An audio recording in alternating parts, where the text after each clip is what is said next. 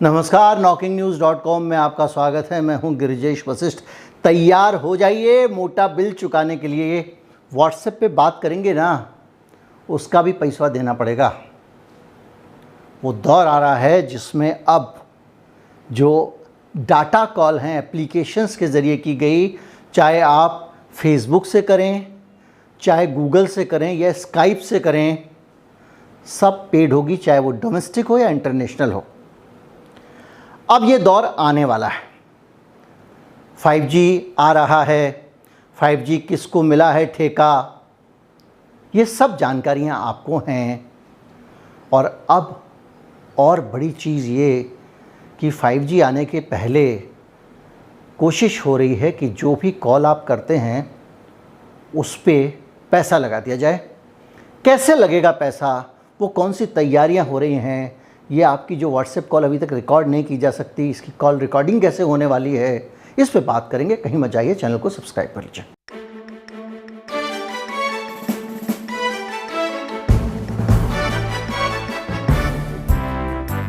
भारत का department of telecommunication जो है, दूरसंचार विभाग जिसको हम कहते हैं, उसने TRAI telecom regulatory authority of India, भारतीय दूरसंचार नियामक अभिकरण, उसको एक चिट्ठी लिखी है और उससे कहा है कि आप हमने जो कानून बना दिया उसको लागू क्यों नहीं कर रहे हैं।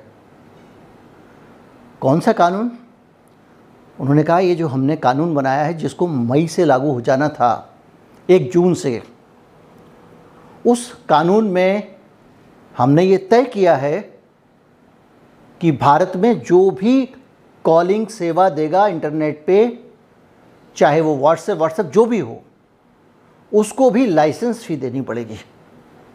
लाइसेंस फ़ी मतलब जो करोड़ों अरबों की लाइसेंस फ़ी अभी आज में 5G की ऑक्शन हुई थी या 4G की ऑक्शन हुई या 2G की ऑक्शन हुई, तो उसमें जो लाइसेंस लेने के लिए फ़ी देनी पड़ती है टेलीकॉम कंपनियों को, बड़ी बड़ी, उनका कहना ये कि आप इनसे भी आप जो है वो लाइसेंस फ़ी लीजिए इंटरनेट कॉल वालों से।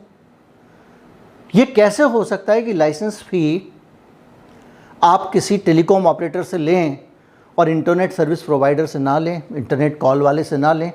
ये सरकार ने नियम बना दिया। सरकार कह रही है ट्राई से कि अब आप बताइए कि इसका लाइसेंस वसूली का इंतज़ाम कैसे होगा। ये चिट्ठी जो गई है, इसको फाइनेंशियल एक्सप्रेस में प्रकाशित किया है इन्होंने खबर को, और उनको ट्राई के सूत्रों ने बताया है।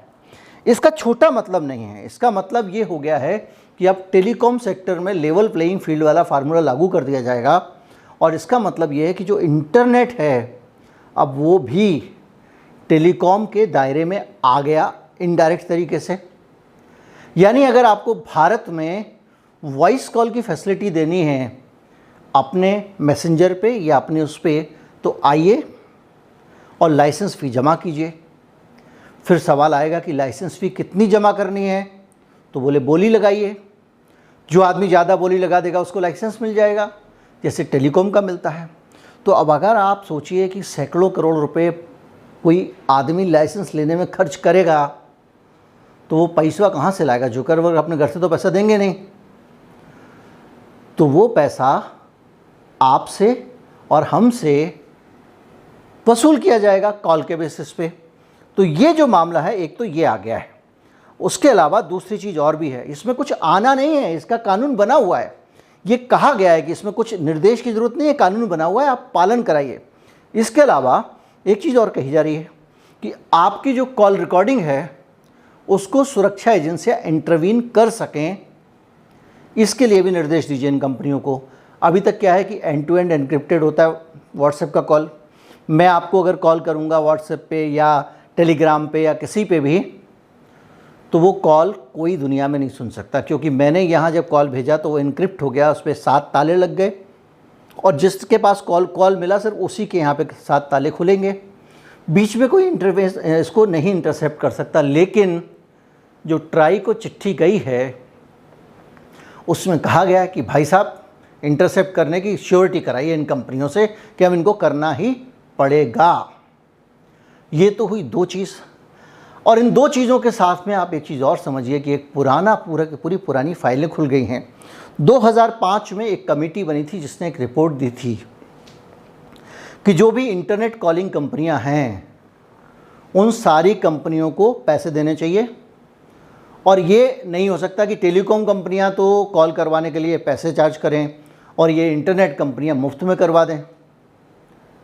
तो इसको लेकर लगातार मामला चल रहा था। तो इस पे ये कहा गया था, उस वक्त ट्राई ने कहा था कि हम कैरिज फ़ी लगा देते हैं। अब कैरिज फ़ी क्या होती है? कैरिज फ़ी ये होती है कि मैं हूँ वोडाफोन का ग्राहक और आप हो जियो के ग्राहक। मैंने आपको फ़ोन किया, तो जब मैंने आपको फ़ोन किया तो जियो के नेटवर्क में मेरा कॉल टर्मिनेट हुआ, तो आधा तो नेटवर्क वोडाफोन का इस्तेमाल हुआ और आधा किसका इस्तेमाल हुआ? जियो का इस्तेमाल हुआ। तो जियो वाला कहेगा भाई साहब आप मेरे ग्राहक से बात कर रहे हो, उसको फ़ोन कर रहे हो और पैसे आप ले रहे हो, आप रख ले रहे हो, तो आप मुझे भी दो। तो क्या है कि आप जब किसी दूसरे नेटवर्क पे फ़ोन करते हैं तो उस कंपनी को भी आपको पैसे देने पड़ते हैं। जब तक जियो का नेटवर्क छोटा था तब तक कैरिज फ़ी लगती रही। जब जियो का नेटवर्क बड़ा हो गया, उसके सब्सक्राइबर ज़्यादा हो गए, तो बड़ी बात ये हो गई कि जियो वाले ही फ़ोन करते थे, चाहे एयरटेल को करें चाहे आइडिया को करें, ज़्यादा तो वही थे। तो जब वो ज़्यादा करते थे तो उनके ग्राहक फ़ोन करते थे, तो इन कंपनियों को जियो के खजाने से बहुत पैसा जाता था। अब पैसा जाता था तो जियो को अच्छा थोड़ी लगेगा, ट्राई को भी अच्छा नहीं लगा। तो ट्राई ने क्या किया कि अभी 2018 में उसको ख़त्म कर दिया और कहा कोई कैरिज फ़ी नहीं होगी, तुम चाहो तो उनके ग्राहक को कर लो, ये चाहे तो आपके ग्राहक को कर लें। ये जो एक रूल आ गया तो उसके बाद ट्राई ने उसको ख़त्म कर दिया।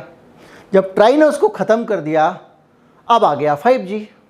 और 5G आने के साथ में अब एक बड़ा मसला ये हुआ कि बॉस टेलीकॉम का लाइसेंस इतना महंगा महंगा हम ख़रीदें और ये फ्री में मजा लें, इनके ऊपर चार्ज करो। अब सरकार की तरफ से ये आदेश किया है तो चार्जिंग होगी। और दूसरा जो सिक्योरिटी वाला मसला मैंने बताया कि अब वो मामला क्या हुआ कि जब सरकार ये नया कानून लेके आई थी तो व्हाट्सएप वगैरह चले गए हाई कोर्ट में। अब वो मामला हाई कोर्ट में लंबित है, तो जब तक हाई कोर्ट में वो मामला चल रहा है तब तक मामला चलेगा, और जब तक वो हाई कोर्ट में मामला चलेगा तब तक आप फ्री की कॉल का मज़ा ले लीजिए।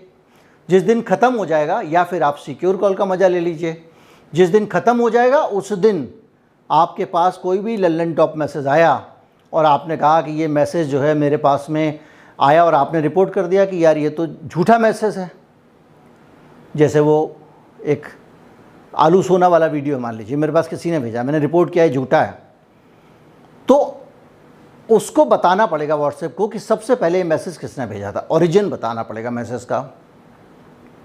तो वो भी नियम लागू हो जाएगा, तो उसके बाद आप फंस जाएंगे, सरकार जिसका चाहेगा पता लगा लेगी। और दूसरा ये है कि आजकल आप टेलीग्राम पे यहाँ वहाँ सोचते हैं कि सब गुप्त वार्ता हो रही है या वीडियो कॉल होगा तो चलेगा नहीं, तो कोई दिक्कत नहीं है, कॉपी मेरी जानकारी कहीं नहीं जाएगी, तो वो जानकारी भी जाने लगेगी। अब सुरक्षा एजेंसियों को दिया जाएगा। ये आपको सुनने में लगता है कि हाँ भाई सुरक्षा एजेंसियों को दिया जाएगा, तो मैं आपको एक और प्रकरण बता देता हूँ। माननीय अमर सिंह जी थे, अब नहीं रहे, दिवंगत हैं। उनके टेप कुछ लीक हुए थे, आपको क्या याद होगा, उनका वार्तालाप अभी पड़ा हुआ है यूट्यूब पे, आप सुन सकते हैं। उसमें बहुत सारे देश के पत्रकार, बड़े बड़े नेता एक्सपोज हुए, और वो जो लीक हुए वो कैसे लीक हुए ये समझने की ज़रूरत है। सुरक्षा एजेंसियों से ही लीक हुए। अब सुरक्षा एजेंसियों से कैसे लीक हुए? भाई दिल्ली पुलिस से एक चिट्ठी जानी चाहिए टेलीकॉम कंपनी को कि हमको इसकी रिकॉर्डिंग दे दो। Delhi police telecom company recording करेगी, दिल्ली पुलिस को दे देगी, यही होगा ना।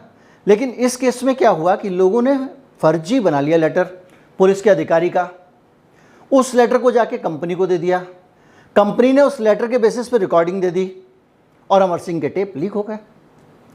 वो तो टेलीकॉम कंपनी का मालिक अमर सिंह का दोस्त था अनिल अंबानी, तो अमर सिंह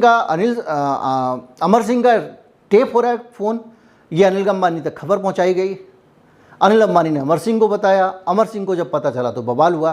लेकिन आप सोचिए, अगर पुलिस गुप्त रूप से कोई फ़ोन कॉल किसी का रिकॉर्ड करा रही है तो टेलीकॉम कंपनी के मालिक तक वो खबर क्यों जानी चाहिए, और गई भी तो टेलीकॉम कंपनी के मालिक को वो खबर क्यों पहुंचानी चाहिए? इस पे तो ऑफिशियल सीक्रेट एक्ट लगता है अनिल अंबानी पे, जो कि नहीं लगा। और आने वाले समय में हमारे देश की जो टेलीकॉम कंपनियां हैं, जो व्हाट्सएप वगैरह, मान लीजिए व्हाट्सएप कॉल है, आप कह रहे हैं हमको रिकॉर्डिंग प्रोवाइड करिए, कल के दिन मान लीजिए कि कोई यहाँ पे कार्यक्रम चल रहा हो और वो जुकरबर्ग के ख़िलाफ़ या किसी दूसरे बड़े आदमी के ख़िलाफ़ कुछ सरकार प्लानिंग कर रही हो और उन फ़ोनों की रिकॉर्डिंग करके अगर विदेश भेज दी जाए तो भारत की तो पूरी सुरक्षा खतरे में पड़ गई।